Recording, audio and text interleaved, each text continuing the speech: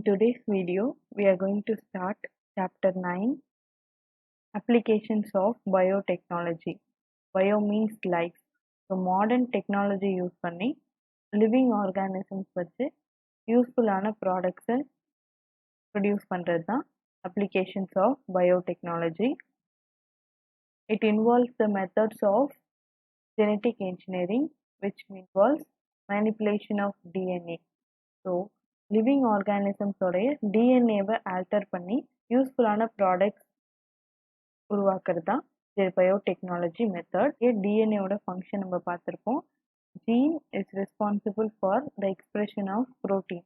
So ஒரு protein synthesise ஆகிறதுக்கு gene ரொம்ப இம்பார்ட்டன்ட். ஸோ ஜீன்ஸில் தான் எந்த மாதிரி ப்ரோட்டீன் சிந்தசைஸ் ஆகணுன்ற இன்ஃபர்மேஷன் ஸ்டோர் ஆகிருக்கும். ஸோ இப்போது ஒரு லிவிங் ஆர்கானிசம்ஸோடைய ஜீனை ஆல்டர் பண்ணுறதுனால நமக்கு தேவையான யூஸ்ஃபுல் ப்ராடக்ட்ஸை நம்மளால் ப்ரொடியூஸ் பண்ண முடியும். That method is called genetic engineering. This involves extracting a gene from one organism. So எந்த ஆர்கானிசம்லேருந்து நமக்கு ஜீன் வேணுமோ அதுதான் டிசையர்ட் ஜீன். அந்த ஜீனை எக்ஸ்ட்ராக்ட் பண்ணிக்கணும் and transferring it to the DNA of another organism. So அந்த ஆர்கானிசம்லேருந்து எடுத்த ஜீனை இன்னொரு ஆர்கானிசம்க்கு ட்ரான்ஸ்ஃபர் பண்ணணும். Extracting gene from one organism and transferring it to the DNA of another organism. ஒரு ஆர்கானிசம்லேருந்து எடுக்கிற ஜீனை இன்னொரு ஆர்கானிசம்க்கு ட்ரான்ஸ்ஃபர் பண்ணுற ப்ராசஸ் தான் ஜெனட்டிக் இன்ஜினியரிங் ப்ராசஸ். அது மூலயமா ஃபார்ம் ஆகிற டிஎன்ஏ தான் recombinant DNA. Because we are combining the DNA of two different organisms. So this technique is called recombinant DNA technique. Using this technique, various products can be produced. So recombinant DNA டெக்னாலஜியில் ரெண்டு ஆர்கானிசமோடைய டிஎன்ஏவை ஒன்றா mix பண்ணுவாங்க. So அந்த DNA தான் recombinant DNA. So ஒரு bacterium எடுத்துக்கிட்டிங்கன்னா அந்த பாக்டீரியமில் plasmid இருக்கும். எக்ஸ்ட்ரா குரோமோசோமல் டிஎன்ஏ தான் பிளாஸ்மேட். அந்த பிளாஸ்மேட் கூட நமக்கு என்ன டிஎன்ஏ தேவையோ, எந்த ஆர்கானிசமோடைய ஜீன் தேவையோ அந்த பார்ட்டை மட்டும் கட் பண்ணி அந்த பிளாஸ்மேட் கூட லிங்க் பண்ணுவாங்க. So this is the recombinant DNA that is formed by the plasmid DNA of bacterium and the desired gene from another organism. So this is the gene cut from another organism. So இந்த டிஎன்ஏக்கு பேரு recombinant DNA. இந்த recombinant டிஎன்ஏவை இன்னொரு host ஆர்கானிசம்குள்ள insert பண்ணுவாங்க. The host organism is E. coli bacterium, Escherichia coli bacterium. So அந்த பாக்டீரியம்குள்ள இந்த recombinant டிஎன்ஏவை insert பண்ணுவாங்க. ஸோ இந்த பாக்டீரியா காலனியாக மல்டிப்ளை ஆகும். அந்த மல்டிப்ளை ஆகும்பொழுது உள்ளே இருக்க plasmid with our desired gene, so எந்த வேற ஒரு ஆர்கானிசம்ல எடுத்த டிசையர்ட் ஜீன் அதுவும் மல்டிப்ளை ஆகும். ஸோ அந்த ஜீன் எக்ஸ்பிரஸ் ஆகும்போது என்ன ப்ராடக்ட் தேவையோ அந்த ப்ராடக்ட் ப்ரொடியூஸ் ஆக ஆரம்பிச்சிடும். ஸோ பாக்டீரியல் காலனி மல்டிப்ளை ஆகும்பொழுது என்ன ப்ராடக்ட் தேவையோ அது இங்கே நமக்கு கிடைச்சிடும். The gene into DNA of another organism of the same species or another species. So இப்போது ஒரு ஹியூமன்ஸ்லேருந்து எடுத்த ஜீனை ஒரு மைக்ரோ ஆர்கானிசமோடைய டிஎன்ஏல ட்ரான்ஸ்ஃபர் பண்ண முடியும். ஸோ அப்படி ட்ரான்ஸ்ஃபர் பண்ணுறது மூலயமா யூஸ்ஃபுல்லாக கிடைக்கிற ஒரு டிஎன்ஏவை தான் ரீகாமினன்ட் டிஎன்ஏ ஆர் ஆர்டிஎன்ஏ அப்படின்னு சொல்கிறாங்க. ஸோ அந்த டிஎன்ஏ அந்த லிவிங் ஆர்கானிசமோடைய பாடியில் க்ரோ ஆகும். ஸோ க்ரோ ஆகும்போது மல்டிப்ளை ஆகும்போது நமக்கு தேவையான ப்ராடக்ட்டை நம்ம எடுத்துக்க முடியும். The application of biotechnology in medicine. So recombinant DNA technology மூலயமா ஹியூமன் இன்சுலினை ப்ரொடியூஸ் பண்ணலாம். அப்படி ப்ரொடியூஸ் ஆகிற இன்சுலின் தான் ரீகாமினன்ட் ஹியூமன் இன்சுலின்.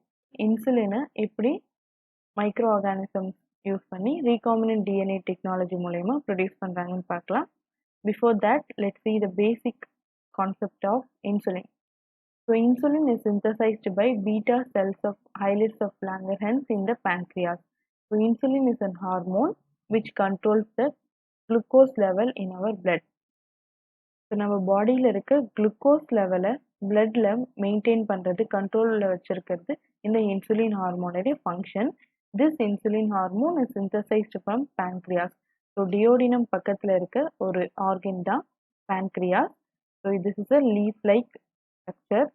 ஸோ இந்த பேன்க்ரியாஸில் ஸ்பெஷலைஸ்டு செல்ஸ் இருக்குது, அதுதான் ஐலெட்ஸ் ஆஃப் லாங்கர்ஹன்ஸ். ஸோ அந்த லாங்கர்ஹன்ஸ் செல்ஸில் ஆல்ஃபா செல்ஸ் இருக்குது, பீட்டா செல்ஸ் இருக்குது. Alpha cells of that Langerhans will produce glucagon. Glucagon அப்படின்ற ஹார்மோனை ஆல்ஃபா செல்ஸ் சிந்தசைஸ் பண்ணும். Beta cells will synthesize insulin which will control the glucose level in blood. So இந்த இன்சுலினோட structure எடுத்துக்கிட்டோம்னா அதில் 51 amino acids இருக்குது. So insulin is a protein. So நம்ம பாடியில் இருக்க என்சைம்ஸ், ஹார்மோன்ஸ் இது எல்லாமே ப்ரோட்டீனால் உருவானது தான். ஸோ ப்ரோட்டீன்ஸில் டோட்டலாக இந்த இன்சுலின் ப்ரோட்டீனில் 51 அமினோ ஆசிட்ஸ் இருக்குது. ஸோ ப்ரோட்டீனோட பில்டிங் பிளாக்ஸ் என்ன? Amino acids. ஸோ அப்போ insulin is a protein hormone. ஒரு அமினோ ஆசிட்ஸும் நிறைய சேர்ந்து தான் ஒரு லீனியர் செயினாக மாறி ஒரு ப்ரோட்டீனை உருவாக்கும். ஸோ அப்போ இன்சுலின் ப்ரோட்டீன் ஹார்மோனில் 51 அமினோ ஆசிட்ஸ் இருக்குது. அந்த 51 அமினோ ஆசிட்ஸும் 2 செயின்ஸாக செப்பரேட் ஆகிருக்கு. Chain A and chain B. Here you can see this is chain A, this is chain B. இந்த ரெண்டு செயின்லையுமே 51 அமினோ ஆசிட்ஸ் இருக்குது. This polypeptide chain, why it is called polypeptide chain? It is made up of protein. So protein chainல polypeptide bond இருக்கு, peptide bond இருக்கிறதுனால இதுக்கு பேரு polypeptide chain or protein chain. This has 21 amino acids, chain A, and chain B has 30 amino acids. இந்த chain Aல 21 amino acids இருக்கு, chain Bல 30 amino acids இருக்கு. The chain A and chain B are connected together by disulfide bond. Sulfide compounds ஆல இந்த ரெண்டு bondsம் attach ஆகிருக்கு. This is the structure of insulin. This has two chains, chain A, chain B. Chain A has 21 amino acids, chain B has 30 amino acids. Both chains are connected together by disulfide bond. This insulin will control the level of glucose in blood. இன்சுலினோட function என்ன? It controls the level of glucose in blood. So நம்ம பாடியில் இருக்க blood circulation, so பிளட் சர்க்குலேஷனில் இருக்க glucose மாலிகுல்ஸை நம்ம செல்ஸில் எடுத்துகிட்டு போய் ஸ்டோர் பண்ணி வைக்கிறது தான் இன்சுலினோட ஃபங்க்ஷன். ஸோ அப்படி குளுக்கோஸை செல்ஸில் ஸ்டோர் பண்ணுறதுனால பிளட் குளுக்கோஸ் லெவல் கரெக்டாக மெயின்டைன் ஆகும்.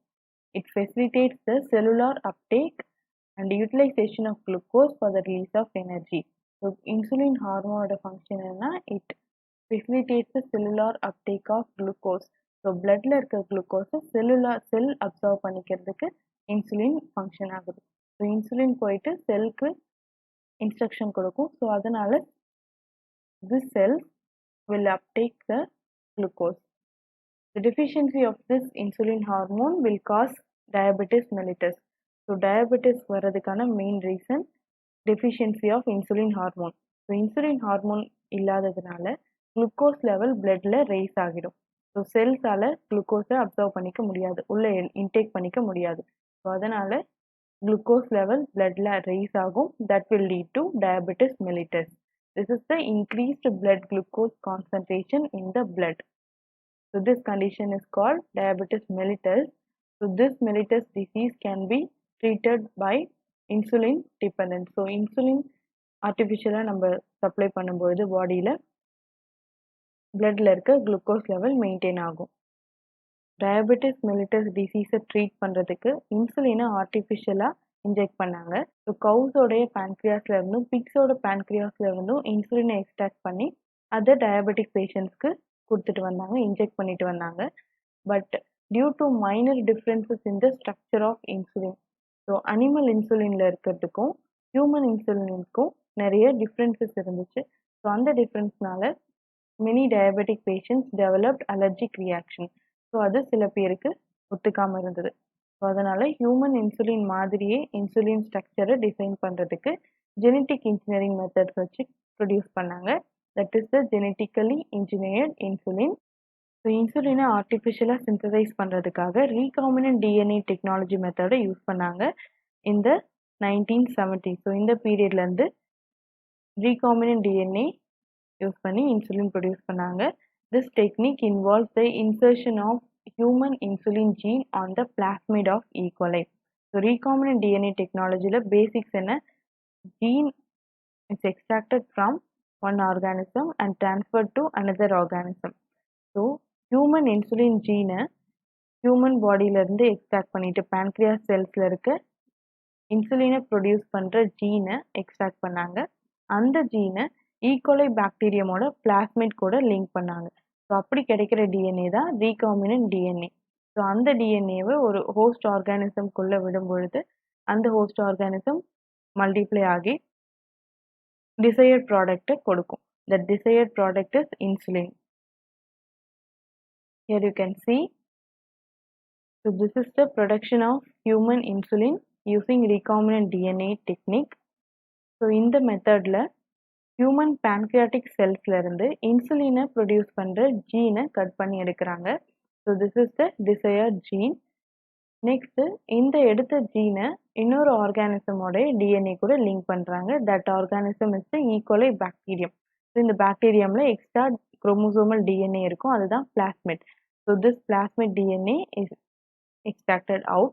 So இதுல human insulin gene insert பண்றாங்க. Here you can get recombinant DNA. So human insulin geneயும் பாக்டீரியாவோட plasmid DNAவும் லிங்க் பண்ணதுனால, இந்த ரெண்டு டிஃப்ரெண்ட் ஆர்கானிசம்ல இருந்து DNAவை லிங்க் பண்ணதுனால இந்த DNAக்கு பேரு recombinant DNA.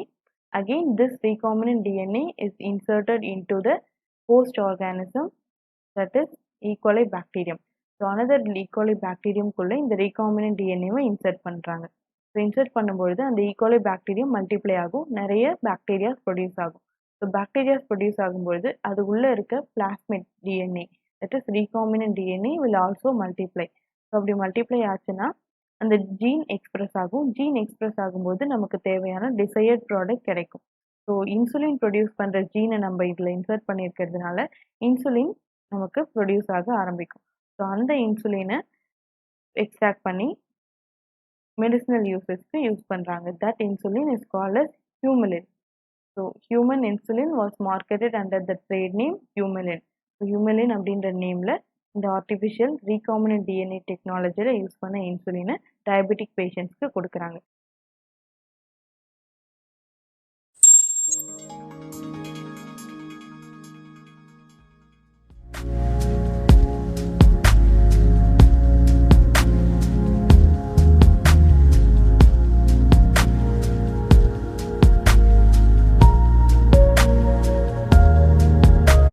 Production of insulin through genetic engineering.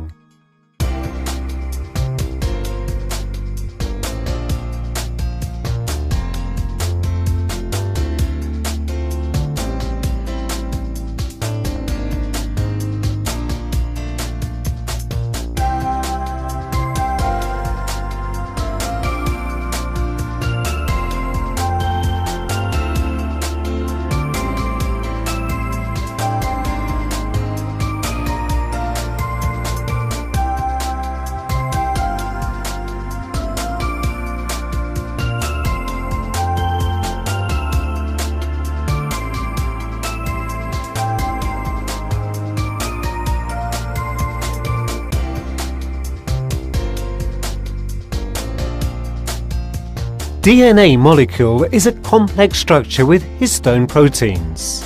The enzyme protease breaks up histone proteins into amino acids, thus separating them from the double-stranded DNA. The location of the gene on DNA that enables insulin production is determined. This area should be cut and separated from the DNA. One of the restriction enzymes unwinds the double-stranded DNA. The other one cuts out the gene that encodes for the production of insulin from DNA in a way to produce sticky ends.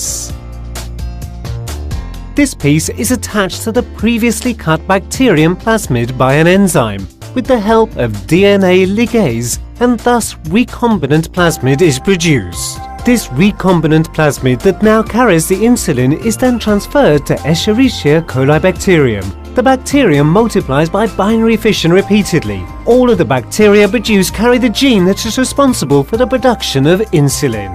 The recombinant plasmid, which has the gene that enables the production of insulin in the bacterium, is isolated and transferred to the cells in human pancreas, which cannot fulfill their duty of producing insulin.